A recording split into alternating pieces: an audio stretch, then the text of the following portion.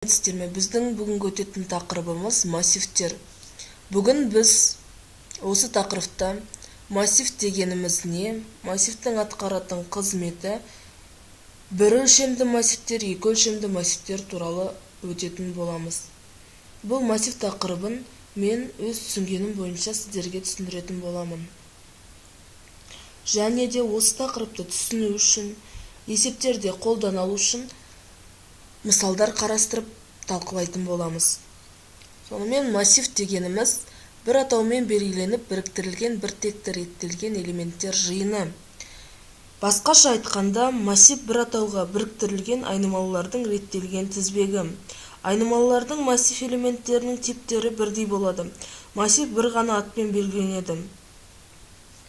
Оның негізгі параметрлеріне келетін болсақ, өлшемі, көлемі және типі.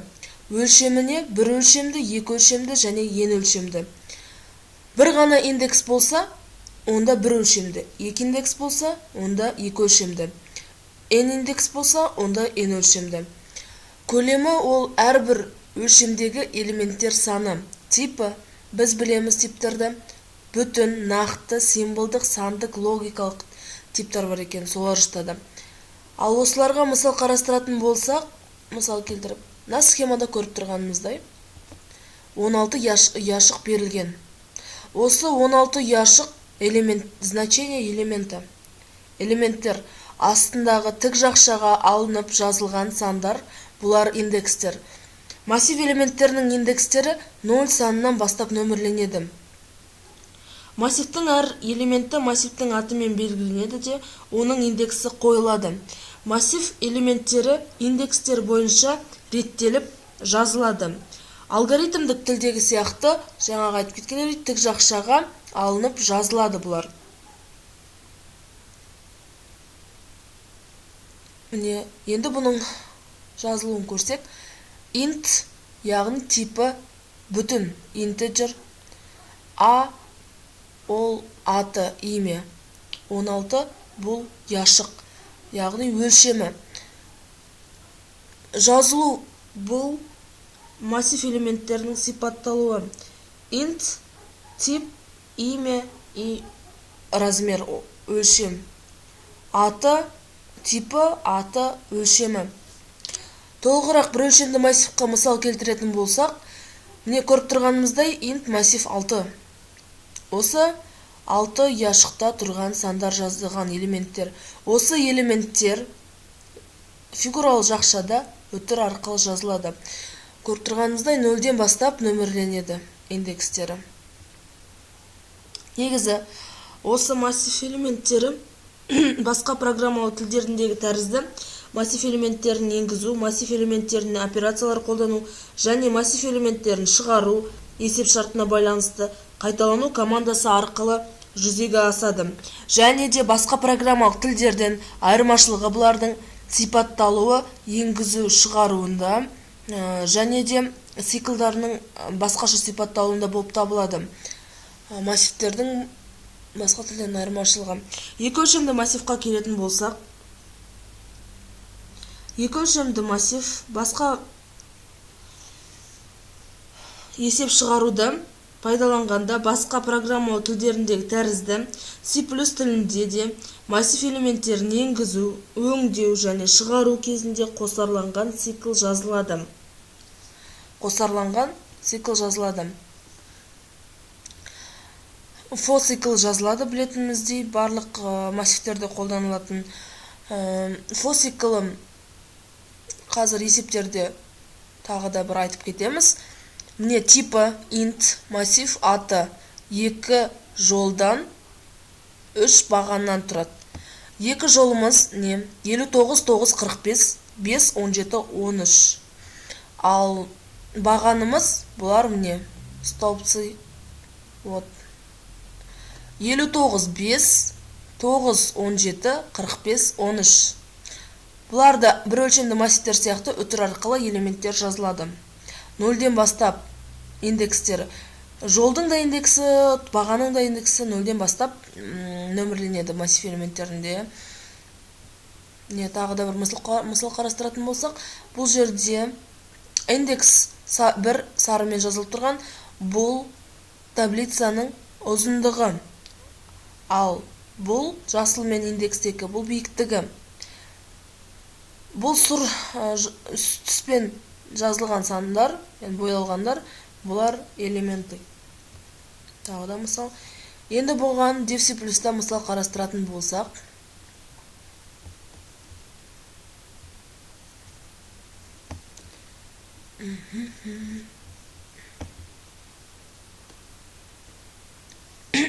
қарапайым массив элементтерінің қосындысын, 10 элементтің қосындысын тауып көрейік.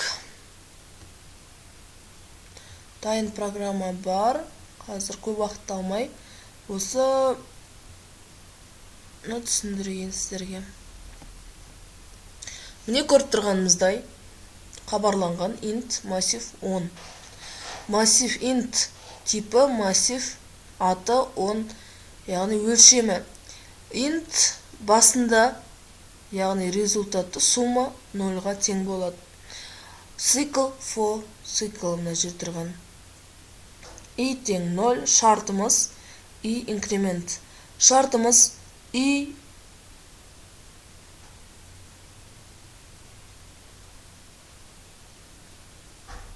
кіші size of massive 4 дейді. Бұл жерде size of деген, яғни бұл яшықтың байтын есептейді.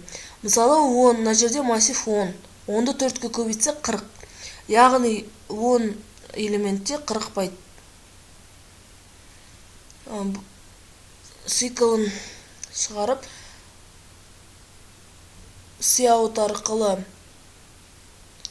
шығарып массивті енгіздік, және тағы да циклды шақырып сумманы қосындысын таптық, яғни массивтардың қосындысын таптық. Одан кейін сумманы шығардық. Енді систем пауз біз білеміз, яғни нәтиже шығаратын терезені ұстап тұру үшін. Аз тексереміз. Не көріп тұрғаныңызда 0-ден басталады. Қосуға ыңғайлы болу үшін аз сандарды беруге тырысайық.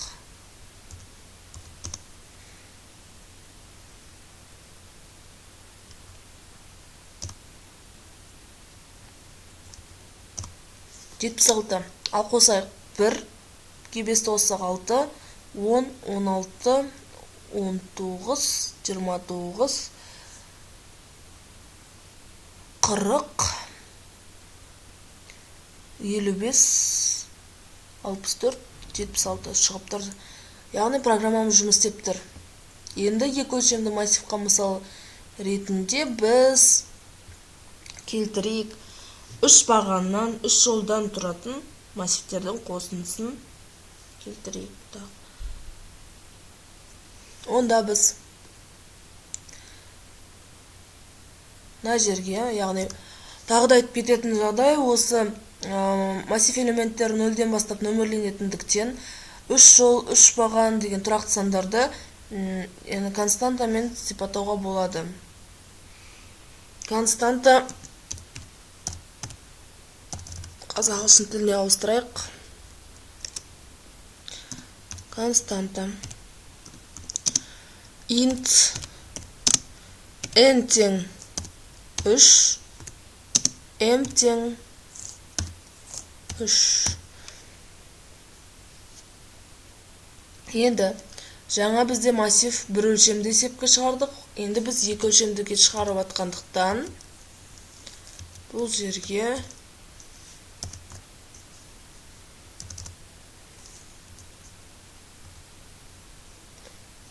тағы да жақша жер енгіземіз. Қосарланған цикл жазылады, қосарланған элемент жазылады бізде де. Бұл жерде сумма тең 0-ға тең болады. Мына жерде бізге байттың өлшемі керек емес. Мына жерге біз енді жазамыз. Енді екінші циклды жазамыз.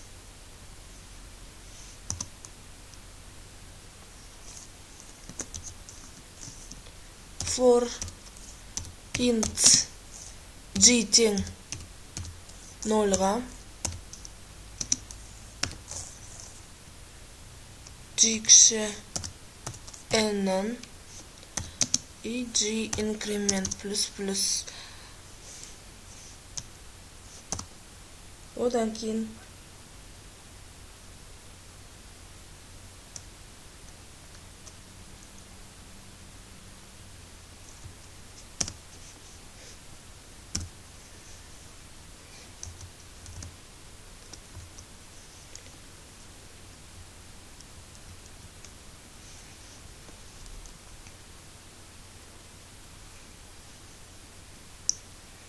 циклдар шақырып қосарланған массивті шығардық. Енді мына жерге екі өлшемді болғандықтан бұл жерге тағы да тік жақшаны шығарып жиды енгіземіз.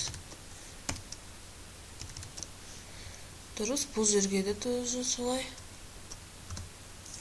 жиды енгіземіз. Енді массивтер шығарып енгіздік. Заполнение массива значением с клавиатуры. Так, енді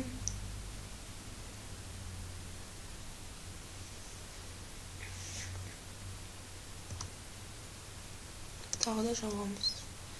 Екі ашылған, енді жабамыз. Енді циклды шақырамыз. Қайта жазбау үшін мына жерден көшіріп қояйық.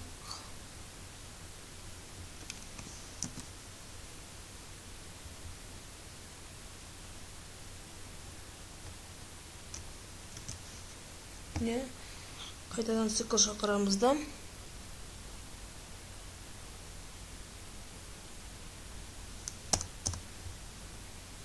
бұны да көшіріп алайық.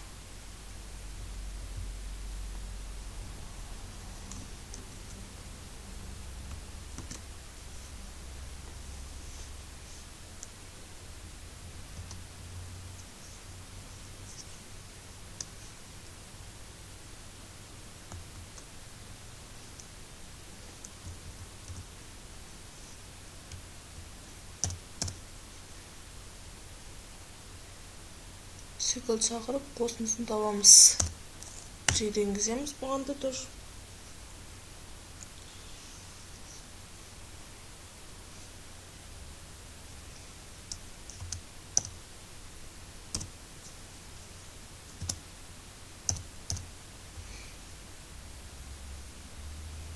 Шығардық. Енді мыналар тексереміз. Так, екеу.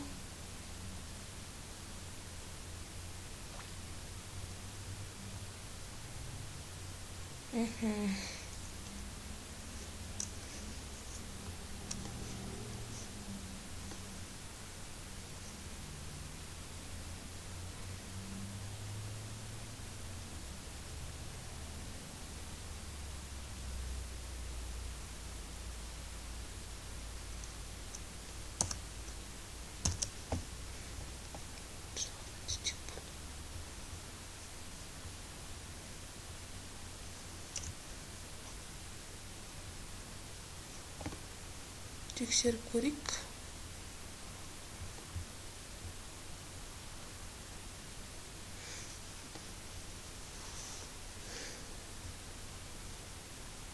Так. Int için дұрыс. Scope дейді. Көрейік енді.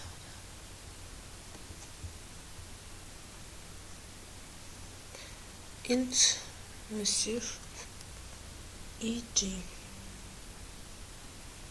Өте дұрыс сияқты, бірақ біз мына жерге eg емес, нмді жазуымыз керек қой.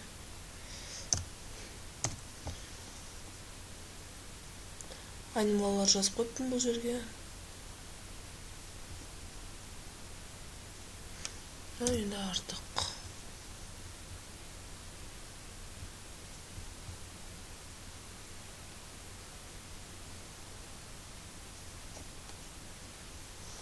Көріп тұрғанымыздай шықты есеп.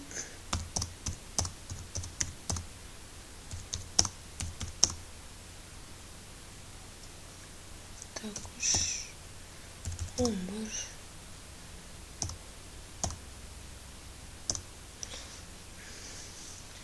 Сумма массива дейді. Так. Көреміз. 1-ге 5-ті қосса біріншісінде 1-ге тең, одан кейін 6-ға тең, одан кейін 12-ге тең. Дұрыс, одан кейін 20-ға тең.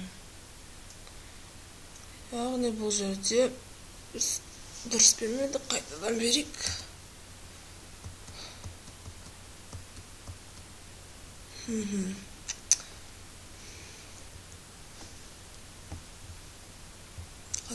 Бізге түсінікті үшін аз саннан берейік.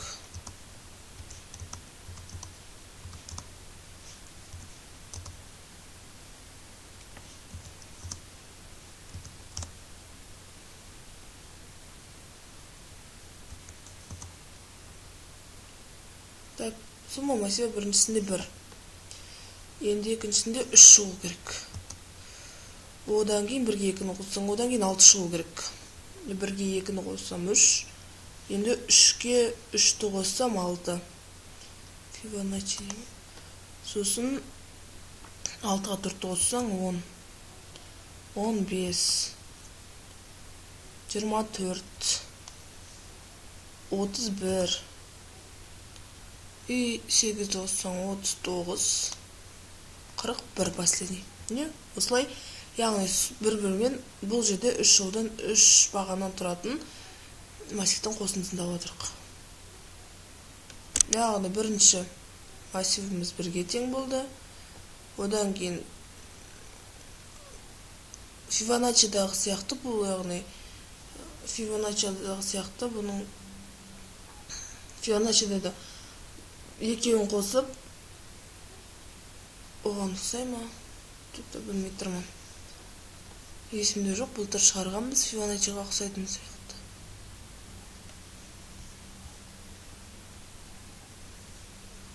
Сонымен массив тақырыбын